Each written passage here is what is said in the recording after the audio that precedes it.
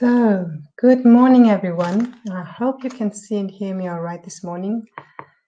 My name is Ulla Koenig. I'm a mindfulness and Dharma teacher from southern Germany, and very happy to be with you this morning. We're going to continue our exploration of the preliminaries of letting go.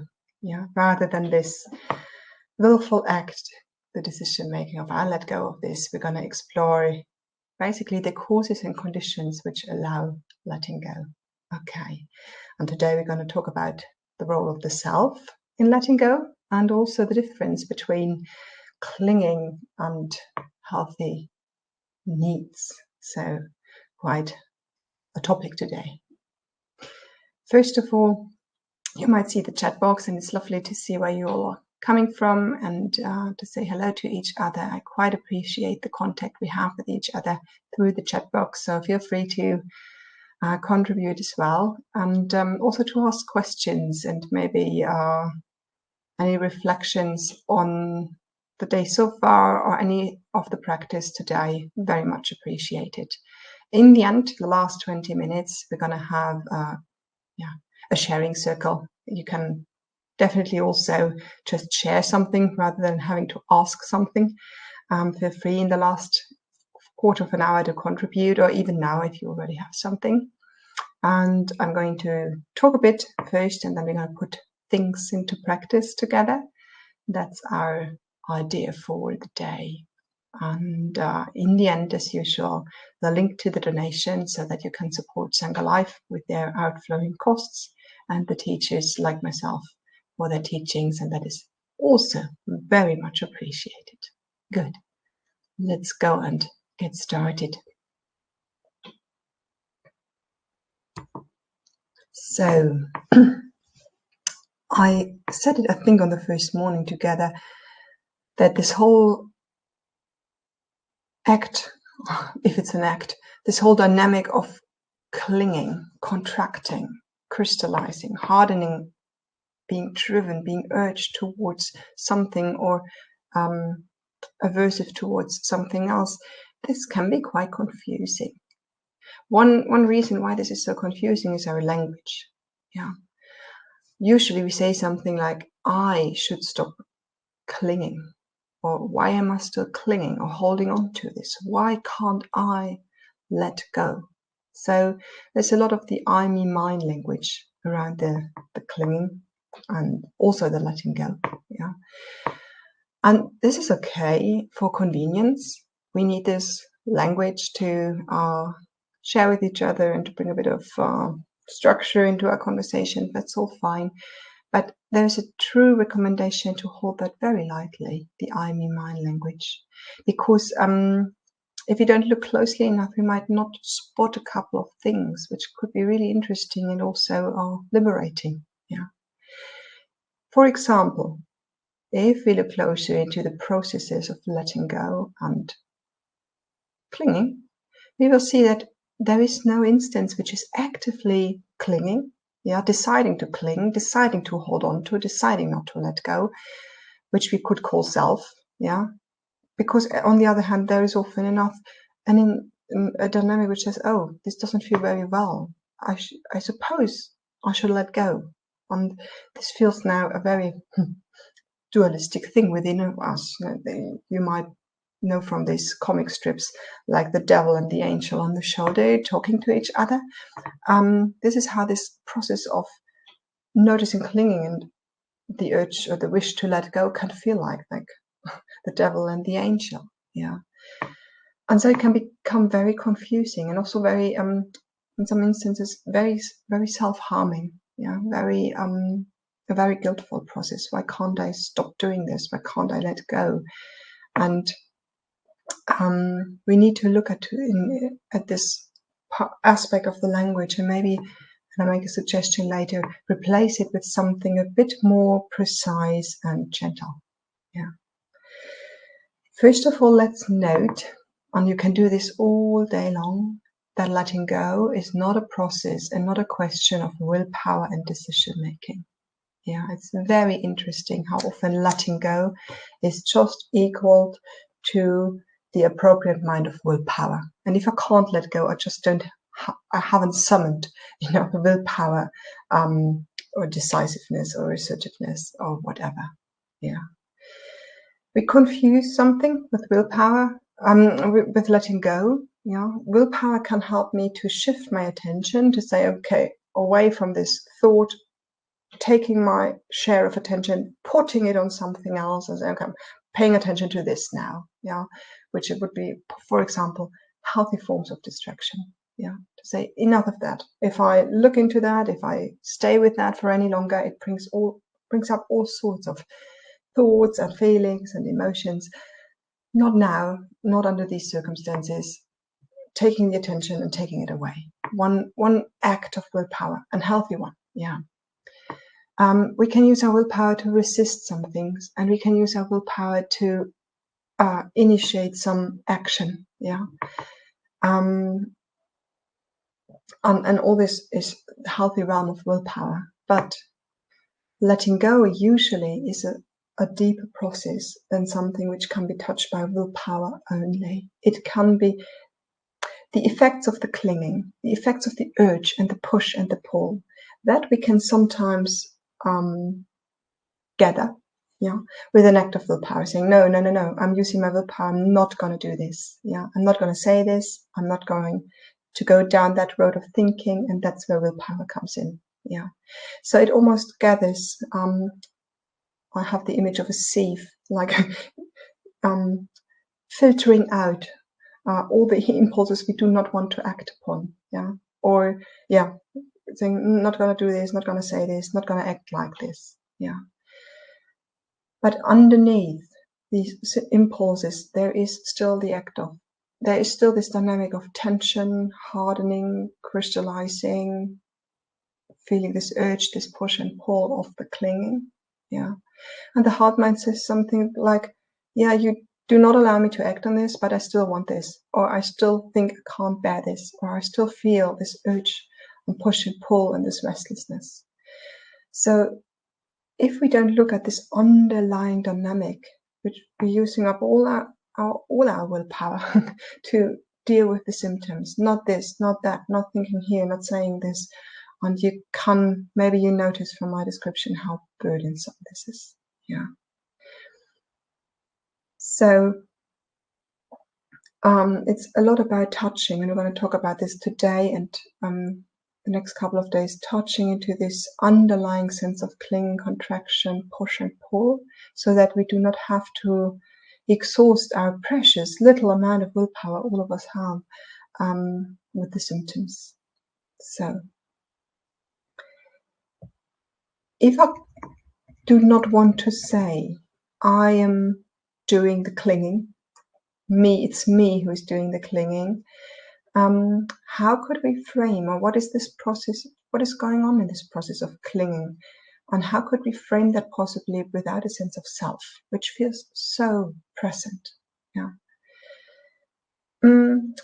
I want to make a suggestion and just see how that resonates with you, how that makes you feel, and I'm happy to read your comments afterwards. We have something the Buddha called heart mind or chitta. We can also say nervous system, or Western psychology terminology, psyche, which is a very sensitive, which is the sensitivity of our being. We're very sensitive creatures. We get touched by sounds and sights and thoughts and images and interpersonal contact. As a lot comes in. And we're not stoned, we're touched by that. It does something, it has an impact on us. And then we have our heart minds and our psyche and our nervous system, which try to keep us safe and well connected and nourished. So it reacts. And we have this inner ping and pong game. It gets touched and it reacts, it gets touched and it reacts.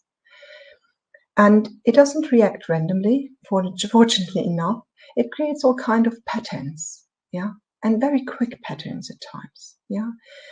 This can be actions of the language. It can be actions of the hands, what we do. It can be actions of thought. It can be actions of ways of looking.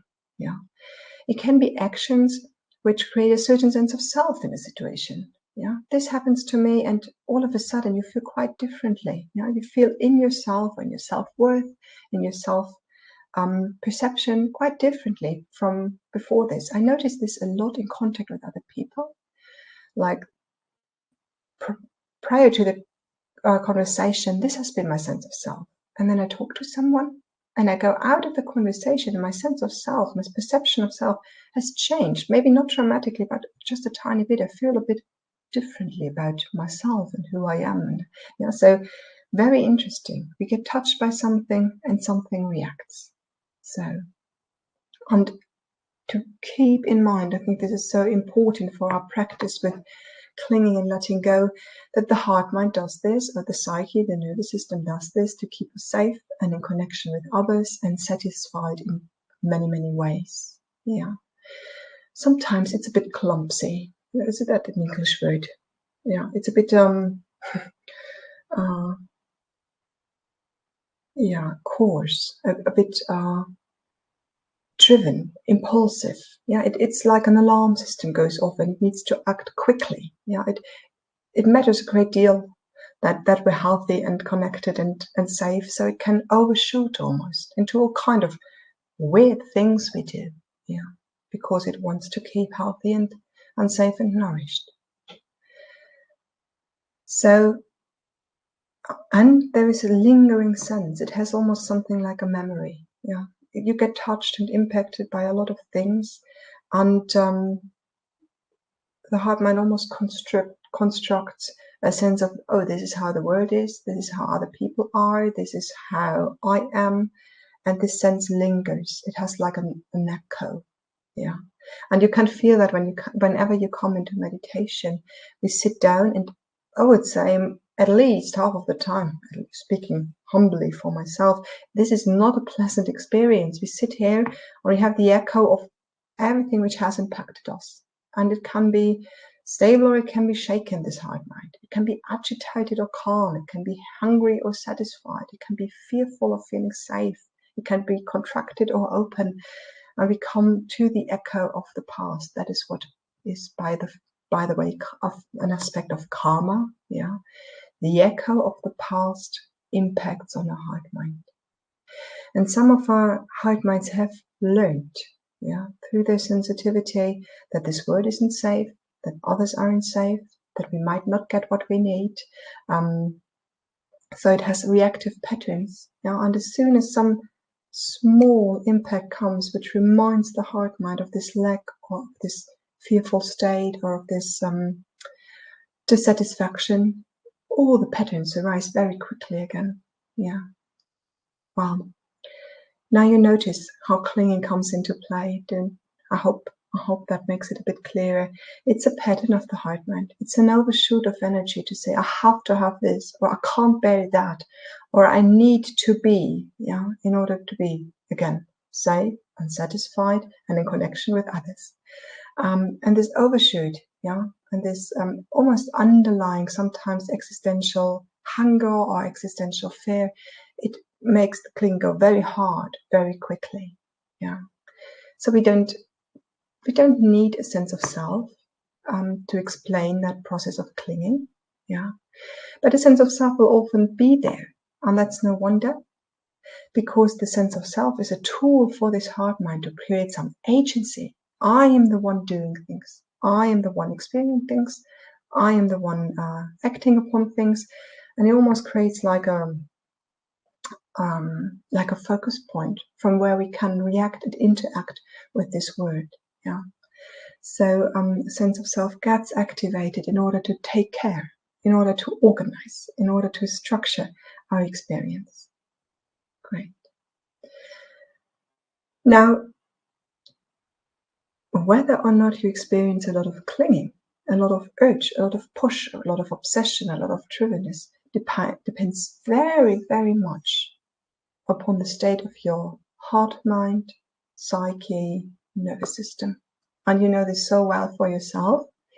The more turbulence, yeah, is in your life, or the more a sense of deprivation of some need, the more likely it is that you go into clinging and grasping, yeah, that you go into obsession. the more a sense of tension and agitation, and the more stress there is in your life, the more likely it is that you will have a lot of impulses shooting through the system, and you will need more willpower not to act upon them, or you might act upon a few. And the more tension and deprivation and turbulence there is within, the more obsessive thoughts you will have, and the more of this driven and sometimes restless and sometimes hyper-focused state you will experience. So, easy equation. The more your heart-mind is out of balance, the more likely it is that clinging, pushing, pulling, urge, drivenness will arise. And this is why the Buddha gave so much emphasis on taking care of this heart-mind. He called it chitta bhavana. And it's a very curious thing that a lot of the time when we read in the translations of the discourses, where there is a translation with a word like meditation, and people should do meditation. What the actual word is chitta bhavana. It's not meditation. Meditation can be one form of taking care of this heart mind, but actually what he says is chitta bhavana, cultivating, caring for the heart mind. Can be meditation, can be something completely else. One practitioner once shared with me, the best way of taking care of my heart mind is to sit outdoors with a cup of tea in my garden. And this is where I notice I bring back balance and nourishment to the heart mind. I provide it with a sense of safety and connection and ease. So this is the cultivation we actually want to do in our practice. And meditation absolutely is one wonderful tool to learn how to do this, and there are others also in daily life along the way. And the more we can stabilize and nourish and support this heart mind, the less clinging we will experience. So sometimes it's not a question about how to let go of the clinging, but to turn the whole question around and to say how. There's a lot of clinging going on. I might need to take care of this heart mind. Yeah. I might not need to let go so much of the clinging, but actually ask myself a couple of questions to say, okay, how can I support? How can I soothe? How can I nourish? How can I bring joy, bring connection, bring a sense of belonging back to this heart mind? Yeah.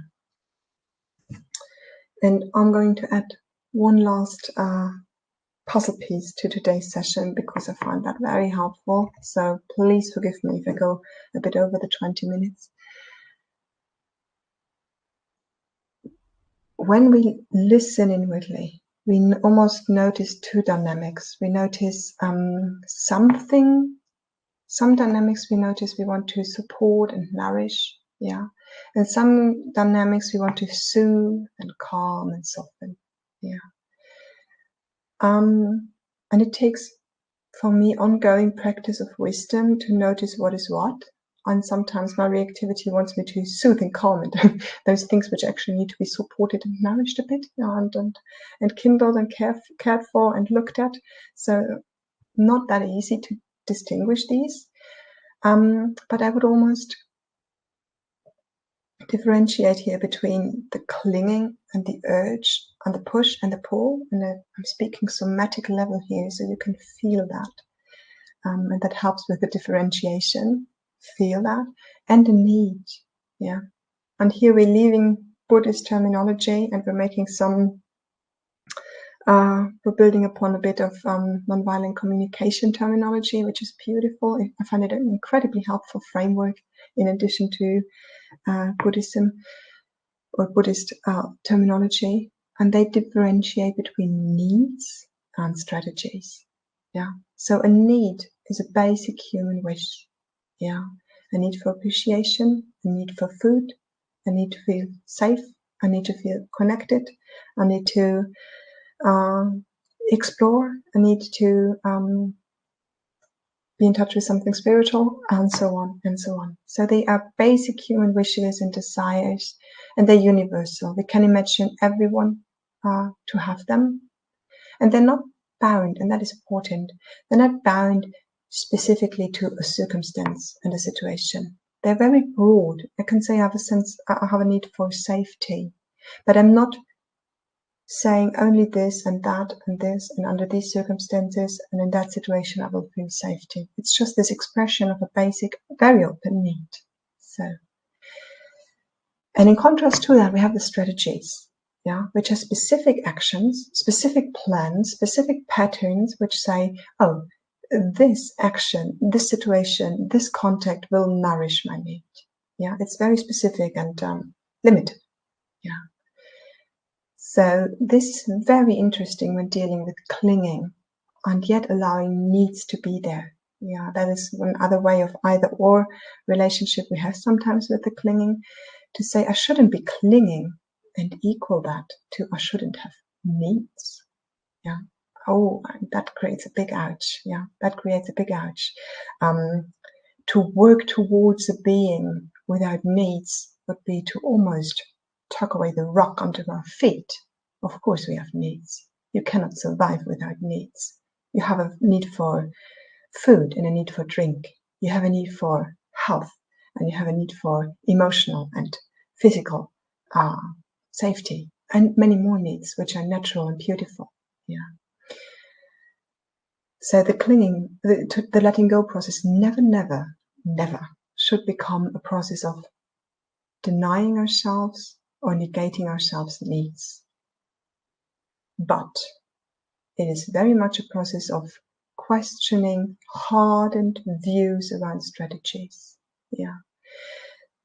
In a state of clinging and tension, in a state of urge and push and pull, the mind will very often say, only this strategy will be fulfilling. Only this way of doing things or way of being things, or things to be, or me to be a certain way, only this will provide me with the nourishment for this need. So it gets very single-minded, narrow-minded. And this is almost the movement from yesterday. You see, we have a need, and when we're calm and easy, we might find different ways to feed this need. But when the heart starts to cling around something, cling around a strategy, it clings around the one strategy, around the one view, around the one opinion, and we get very limited options, and we start to suffer. We start to suffer if this one strategy is not working out quite as planned. And out of the suffering, a lot can come up: anger and fear and resistance and so on and so on. Okay. So, quick summing up. I showed you a framework to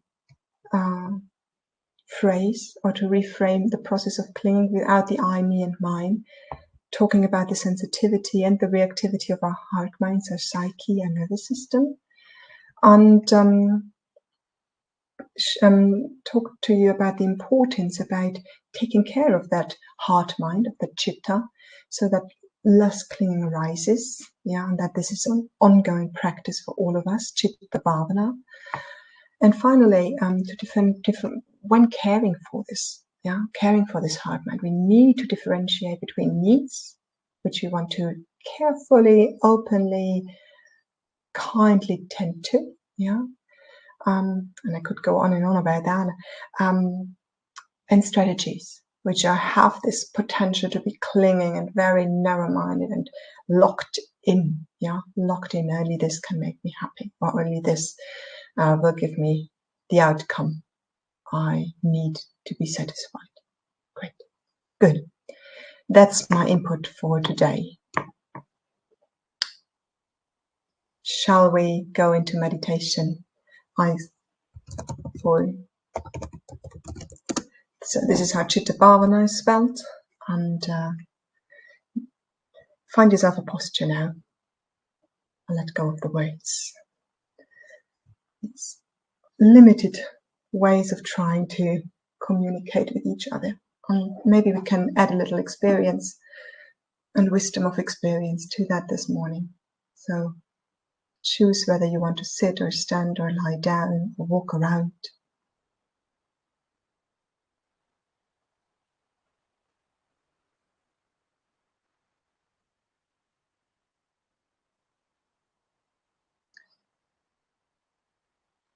And while we yesterday looked at the clinging immediately and apply different perspectives to it. This morning we're going to do it differently. We're going to give some care and love, some tender love and care to our heart minds, and then see whether that can ease up some of the clinging we might be feeling. So very loving, nourishing, caring practice this morning. You might notice things within your body, some things your nervous system is aware of, some things your thoughts wander to, which are not okay. Don't feel okay at the moment. Don't feel safe. And just see whether you can cut a kind of deal with your heart mind and say, I know all these things. I'm very well aware of them. And for now, I'm trying to nourish and soothe and calm the heart mind for as much as possible before I turn to these things again. So please allow me to take care and enjoy and take in the good things so that I can take care of you later.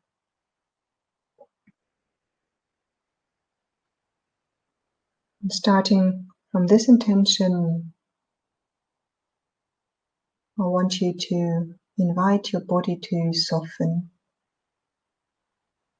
wherever it's possible to soften. Those areas which cannot, do not want to, are not ready to, respectfully nod to them, saying, not now, okay, got it, but maybe somewhere else in the body.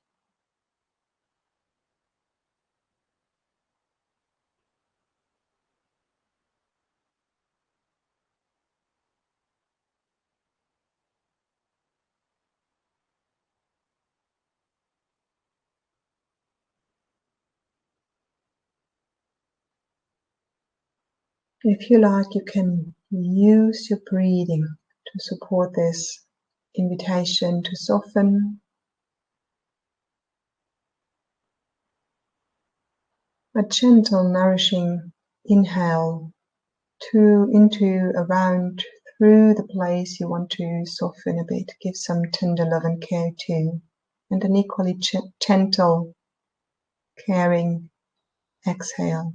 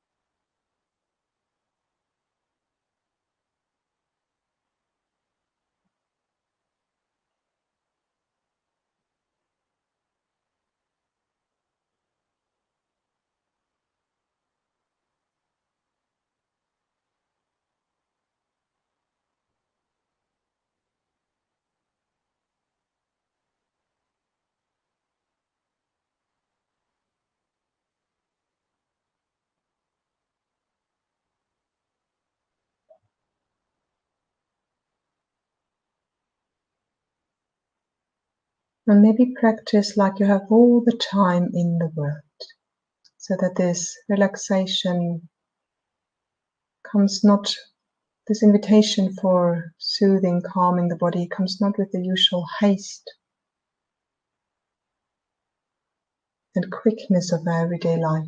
Can we soften and meet the body as if we would have all the time in the world?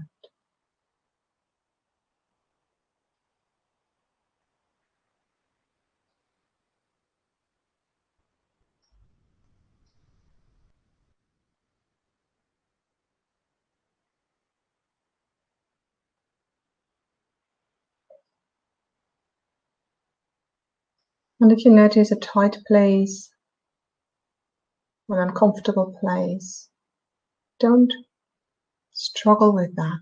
Let's see if you can breathe around it, underneath it, above it. But just like we practiced yesterday, bring some warmth, some care to that.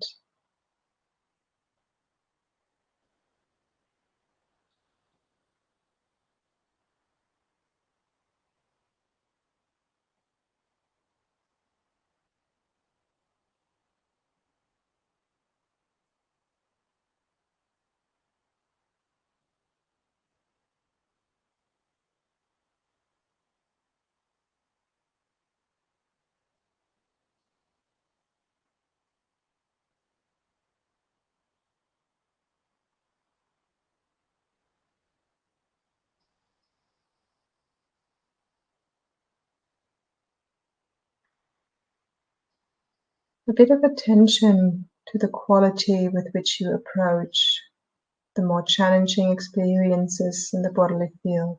If it gets a bit of a struggle, there's a bit of an urge to dissolve this tension and be done with it.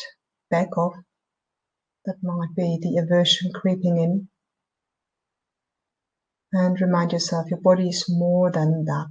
There's so much more to explore in your body and to soften and to invite to relax.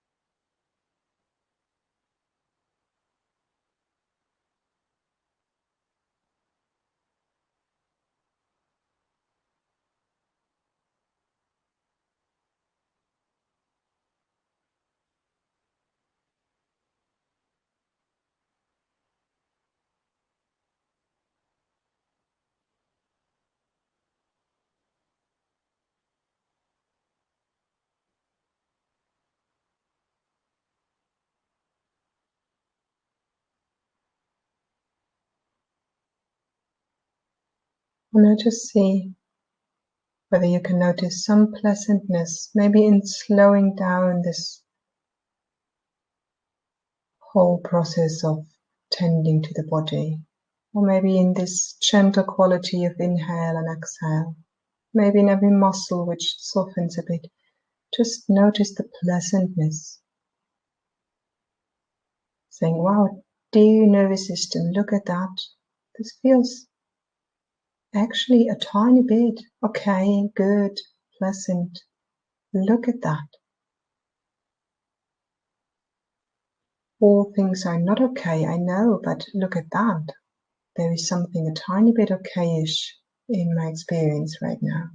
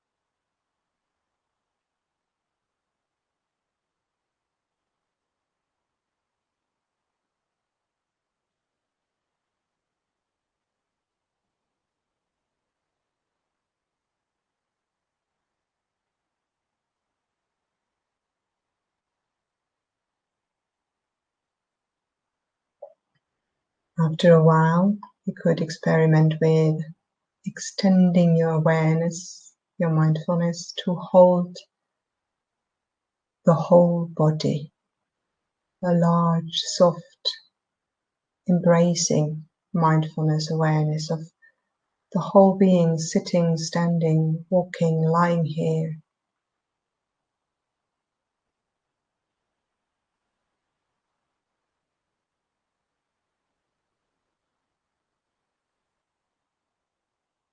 Nothing precise to be done or taken into the focus of attention, just this vague sense of being held and carrying attention.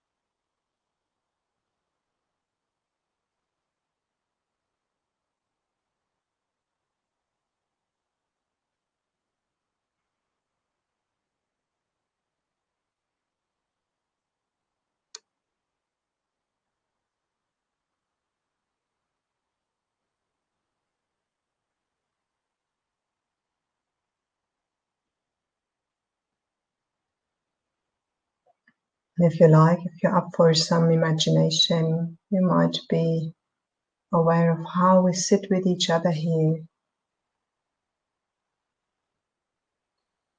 Sense of belonging here, belonging to this Sangha.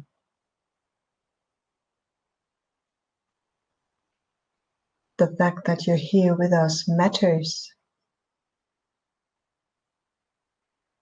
Maybe imagining that we sit in a room together,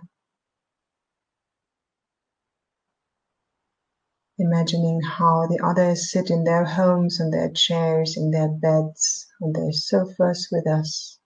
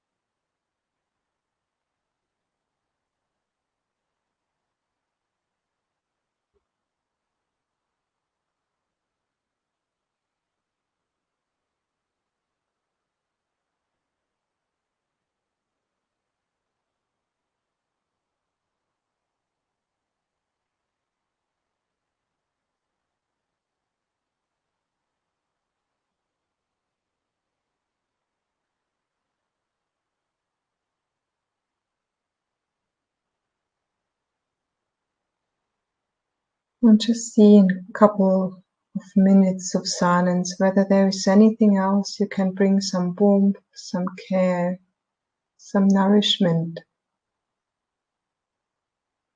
some kindness to.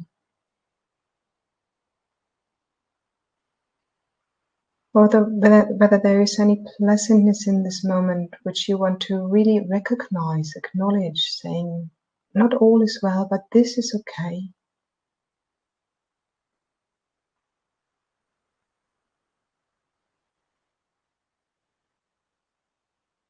And by paying attention to that, you shall be nourished by it. Showing it to your heart, mind, your nervous system. This is okay.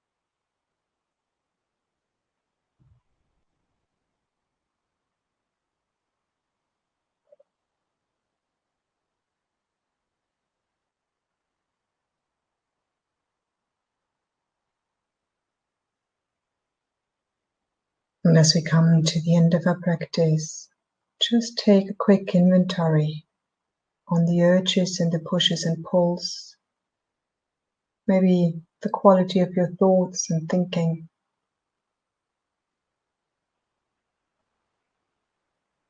How are things now that we took care of the heart mind, started to take care of it?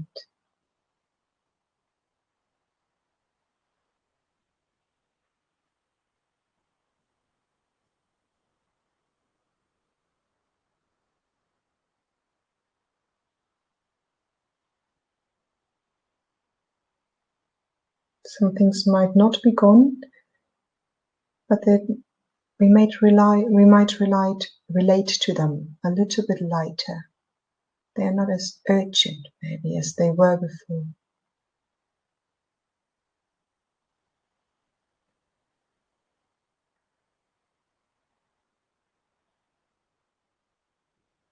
And then I gently invite you to soften the stillness of the body and get into some movement, some yawning, some sighing, stretching, whatever it takes for you.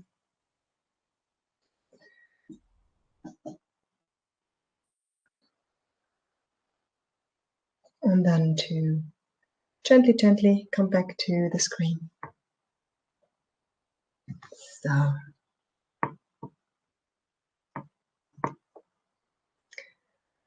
how are things now?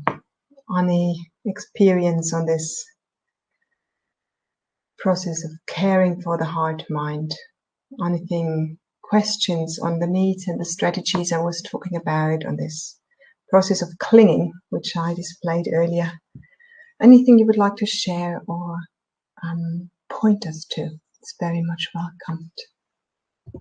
So, on just the gentle reminder, as usual, guided meditations are not inclusive, and your experience this morning might have been a completely different one. Your heart mind might be too alarmed, too hungry to come into a lot of calm and enjoyment this morning. So this would be okay too. It's just a sign what your heart mind feels like this morning.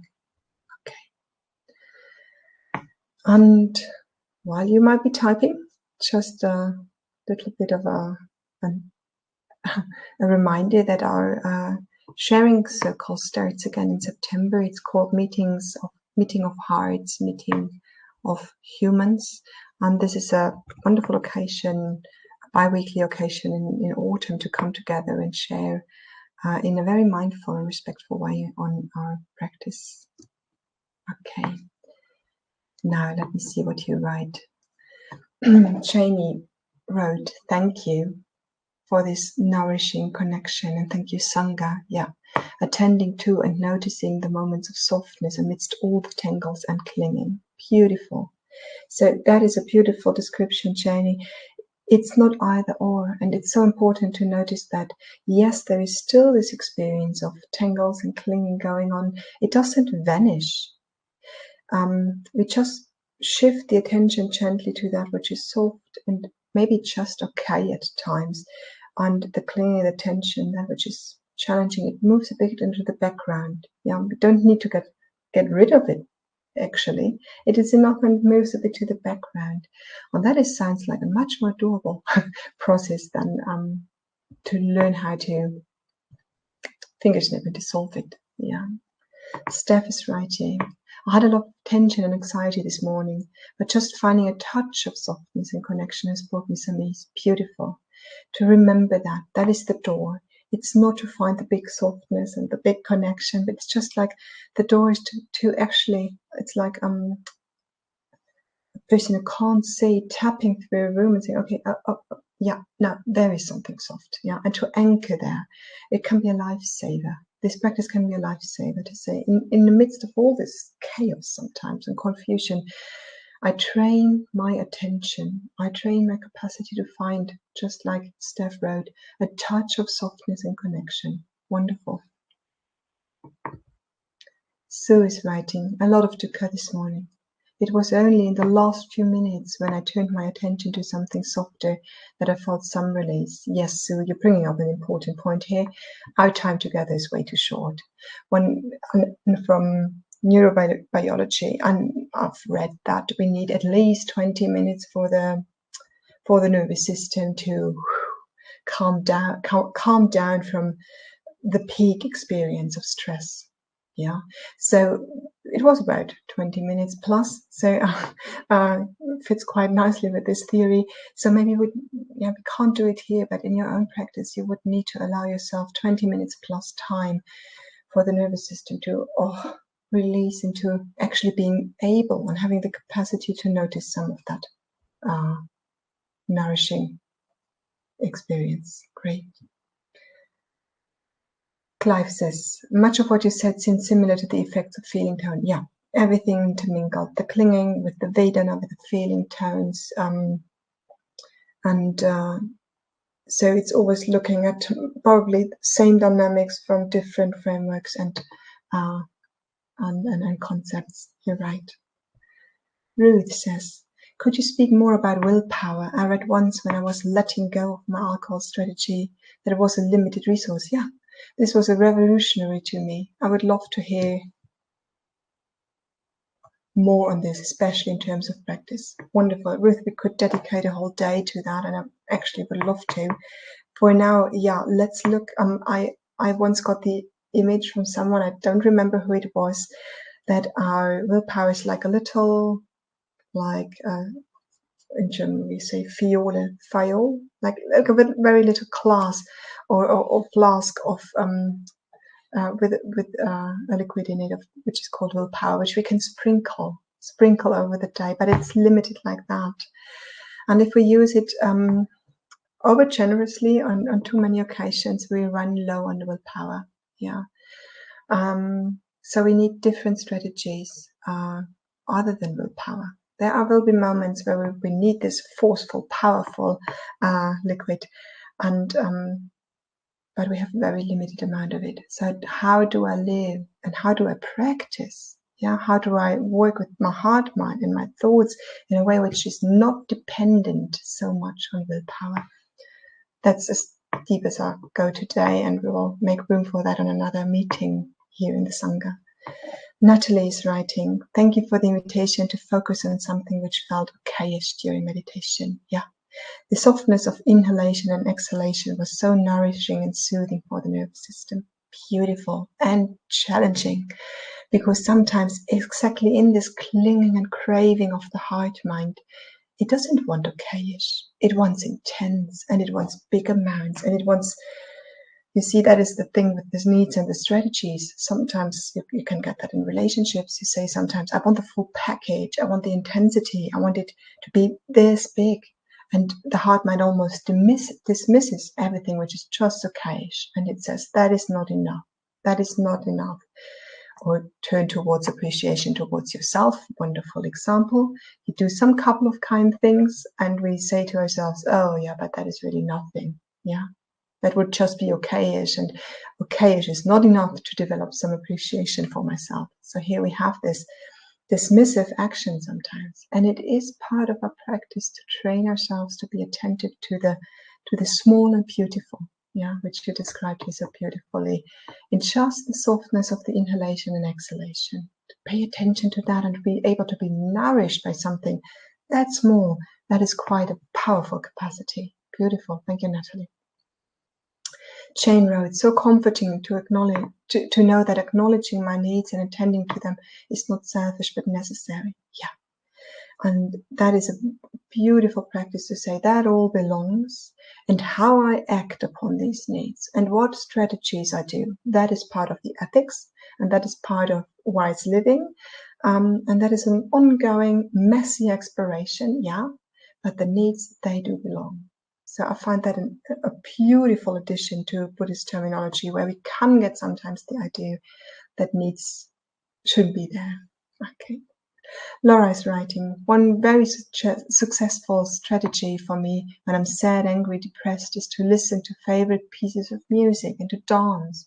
Something I was doing right before we began this morning. What do you think of this strategy? I love it. It's something I do as well. It's the expression of physical energy. Yeah. So you have a need to express angry energy, yeah, or sad energy or depressed energy.